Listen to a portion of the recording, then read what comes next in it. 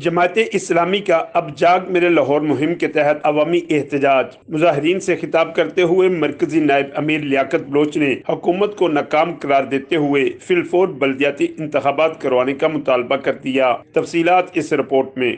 لاہور میں صفائی کے ناقص انتظامات اور مہنگائی کے خلاف جماعت اسلامی کا وحدت روڈ پر عوامی احتجاج۔ مظاہرین کی حکومت کے خلاف شدید نعرے بازی۔ احتجاج کی قیادت کرتے ہوئے مرکزی نائب امیر جماعت اسلامی لیاقت بلوچ کی حکومت پر سیاسی گولہ باری۔ لاہور کی گندگی اور ابتر صورتحال پر اب جاگ میرے لاہور مہم کے سلسلے میں مضر صحت پانی، مہنگائی اور بے روزگاری پر وزیر اعلیٰ سے فی الفور نوٹس لینے کا مطالبہ کر دیا، ساتھ ہی لاہور کے مسائل حل کرنے کا فارمولہ بھی بتا دیا۔ عوام کی حالت ابتر، کرپشن بڑھ گئی، قرضوں کی لعنت پڑ گئی، آئی جی سی سی پی او بدلتے ہیں، عملاً لاہور کا نظام بڑی تباہی سے دوچار ہے۔